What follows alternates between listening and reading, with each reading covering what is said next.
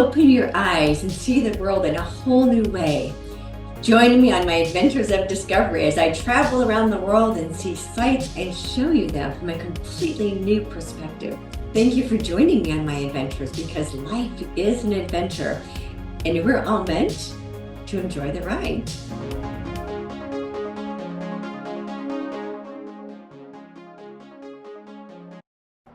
Today's episode is brought to you by my books, Transcending Fear and Recreating Earth. With Transcending Fear, you can reverse your past trauma, and with Recreating Earth, you can create a whole new world.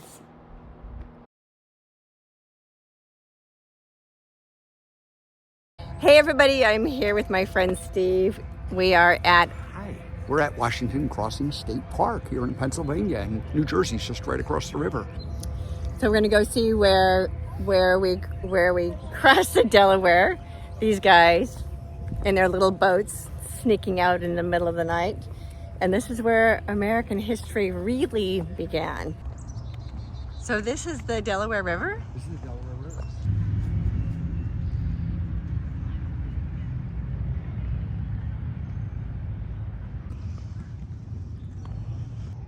The eve of the Battle of Trenton. So this is when the Americans finally started to win. This is an example of a home, right? Yeah. And they're really not very big. Well, I think people were a lot smaller back then.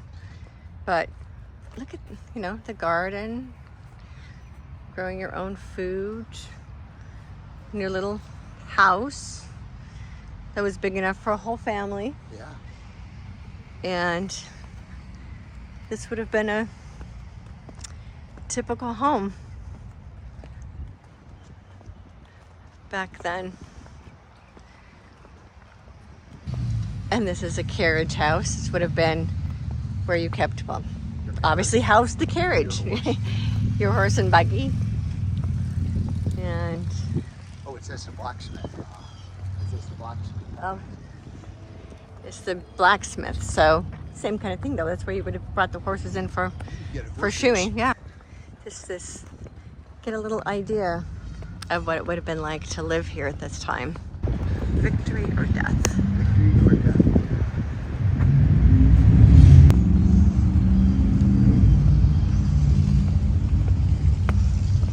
Let's see what's in here.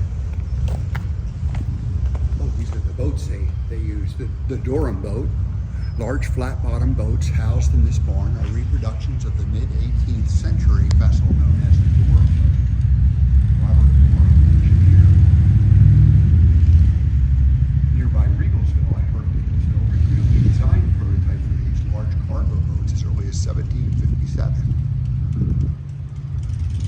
Oh, so this is what they would have used. What they would have used. I don't know why I was thinking they were little canoes. These are pretty good sized boats. Yeah. You could fit, I don't know, a dozen men in each one, maybe. They gave up their homes and their families, and in the middle of the winter on Christmas Eve, they were all in and fully committed to their freedom.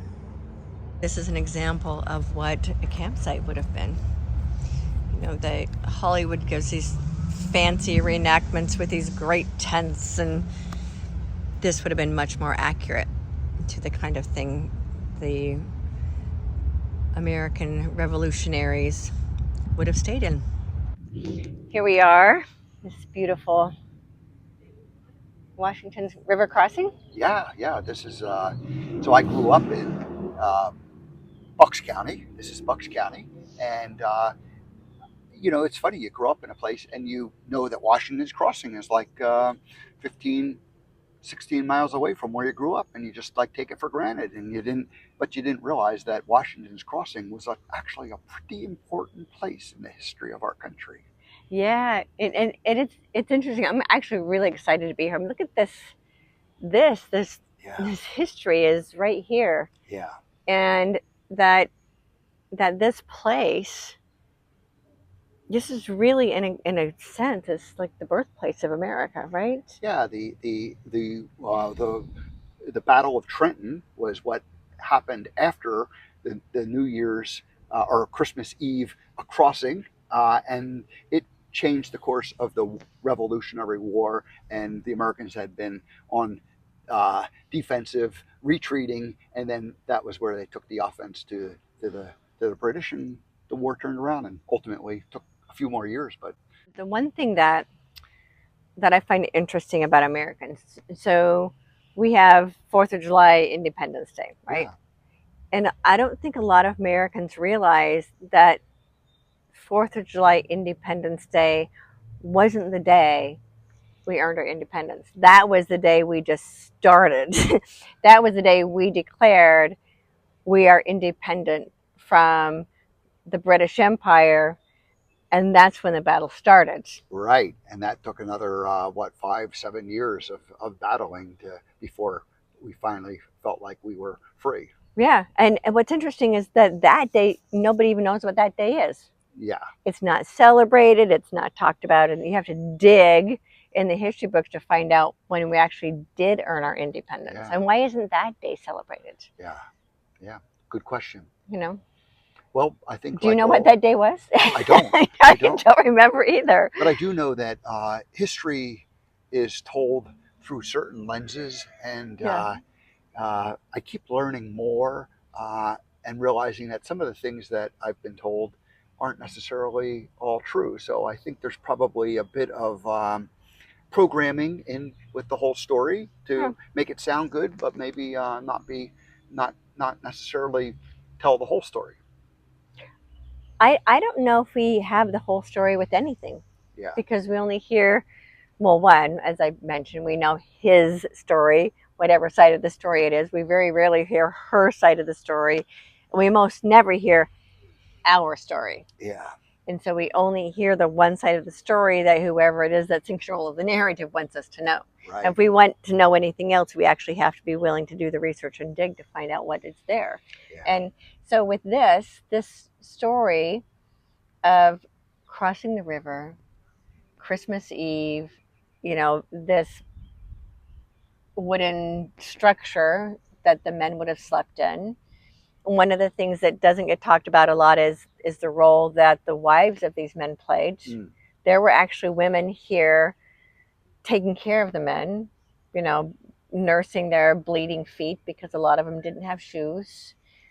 And and Martha, what I've been reading about Martha Washington, these men that signed the Declaration of Independence consulted with their wives first because they were putting everything on the line, and they were basically signing documents of treason against the crown, yeah, and they knew they were basically signing a death warrant when they signed that Declaration of Independence, and their wives knew that because if the British crown came after them, they came after the whole family, not just the men, right, right? right. And entire families would have been held for treason.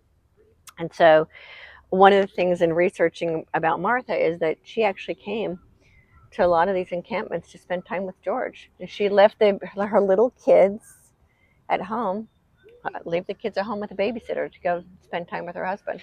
Yeah, you shared that earlier, and I didn't know that part of the story. I Yeah. didn't know that Martha was with George, either here at Washington's Crossing, or probably in the Like the Valley the winter Forge. the right the Yeah. wintering of Valley Forge. So yeah, yeah. So Yeah. it's so it makes sense. It makes sense because it was a ragtag. They say it was a ragtag army. It wasn't. It was a volunteer army, and it was Yeah. people who believed in the that freedom was worth fighting for, Yeah. Absolutely.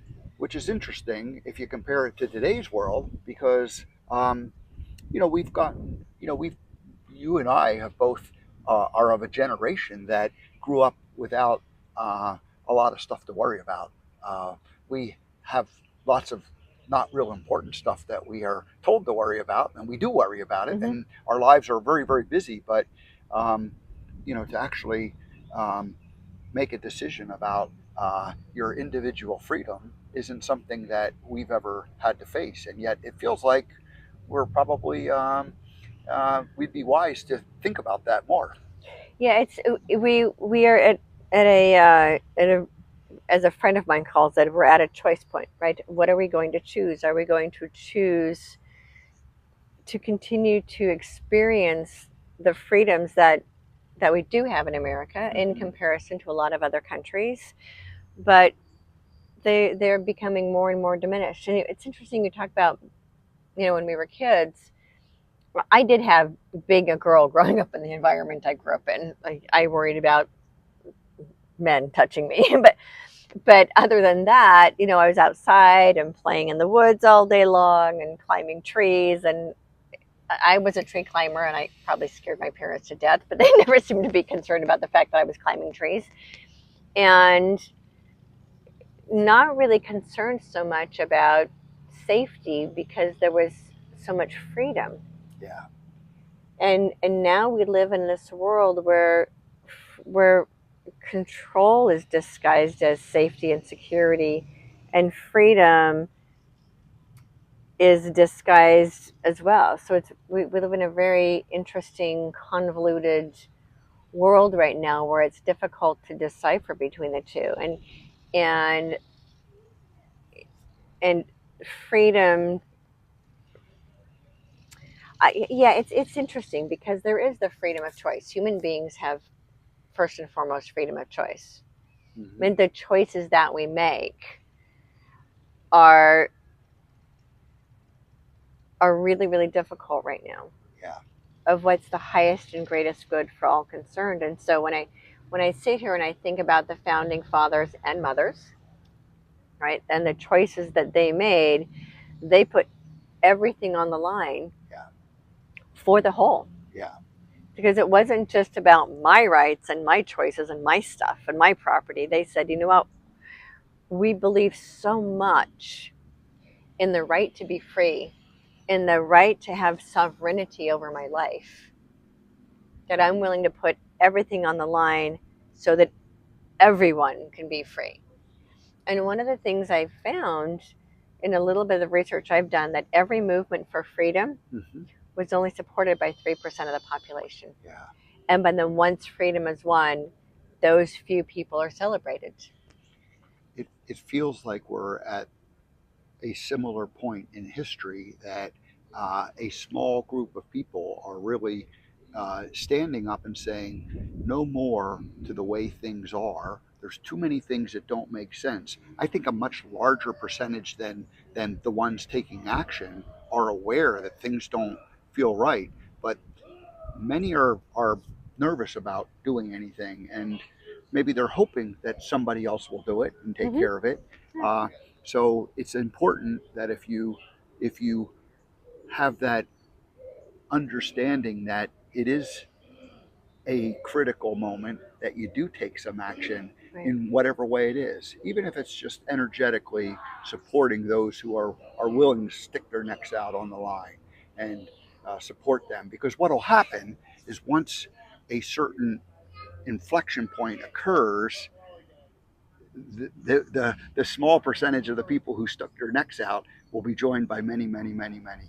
And I think we're at a exciting time in our history, and not without fright and nervousness and discomfort, but you get through Everything it. that's important is worth fighting for, right? Yeah. And there is some discomfort, and there is, as we were talking about, the Declaration of Independence, right? They declared their freedom, Yes. and then they actually had to fight for it. Yes. And so, what are we willing to declare, Right. and then actually fight for that thing that we declare, Yeah.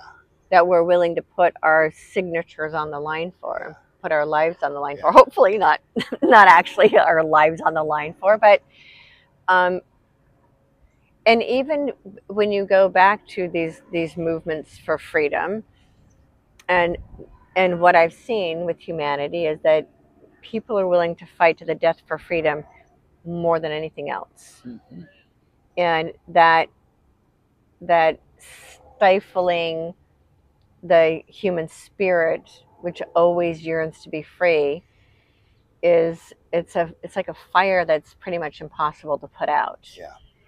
And even like the communist governments have shown that Yeah. that it only works for a while until that fire for freedom starts burning, and then those totalitarian governments start to fall, Yeah. because that yearning to be free is in the heart of every human being, and not just human being, it's animals too. Yeah.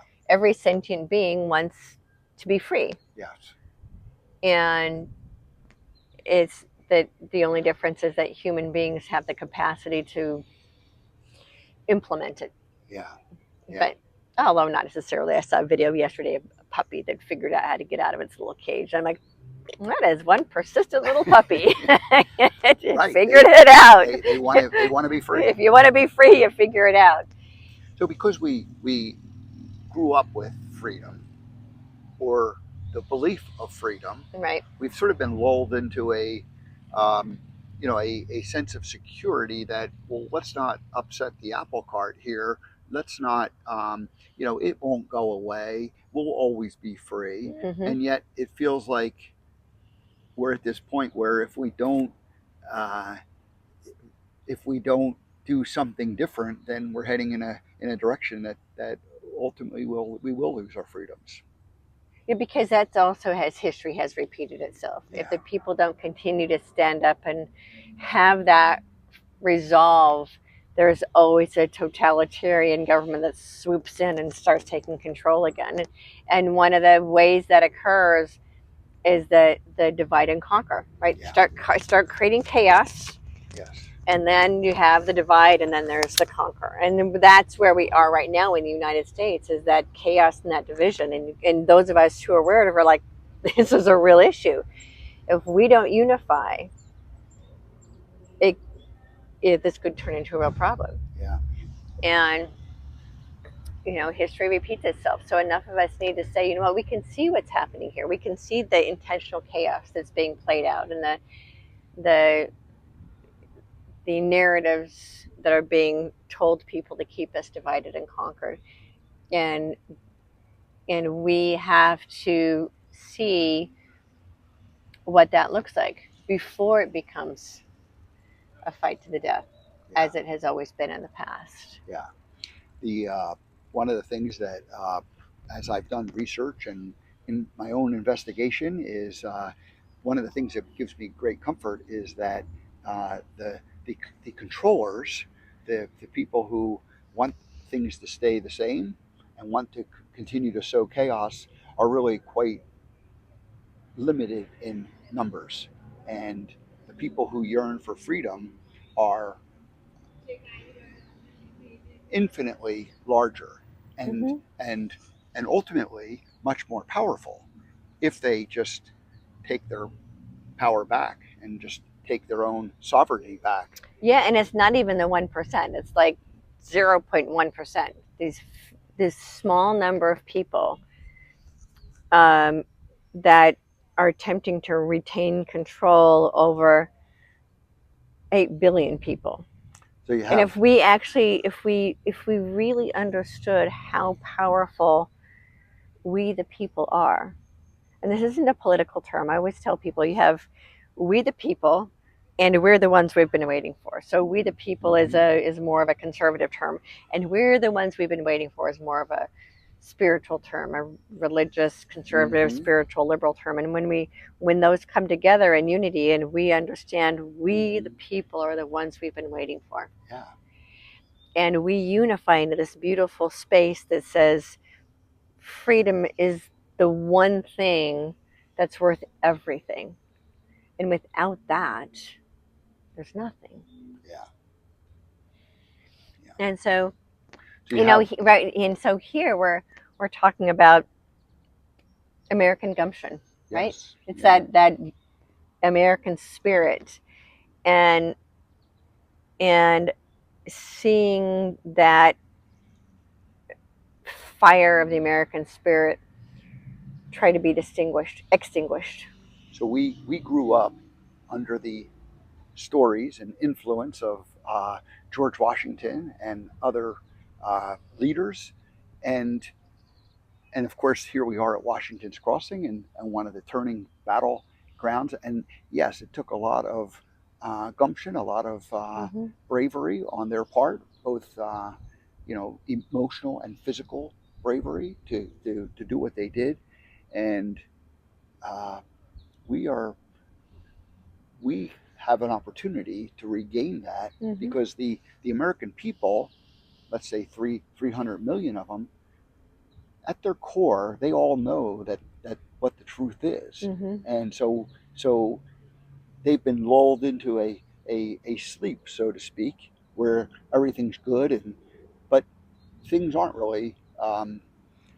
Things are changing very quickly, Mm-hmm. and those changes, I think, is what we have to be aware of and make sure that the changes don't take us into a direction that makes it harder to regain that freedom that we've always had and Yeah. enjoyed, but feels like it's disappearing little by little by little. Yeah. So American Gumption really is about regaining that spirit of the original colonists who said, "Hey, we're not going to play your game. We'll make up our own game. We'll make up our own rules." Yeah. And that's what sovereign free people do. They get to make up their own rules. And we get to make up our rules. And right now it feels like we're overwhelmed and overburdened with many, many, many rules that just don't make sense and work to the advantage of some, but not to all. And really all of us need to rejoin in that American spirit, that American gumption,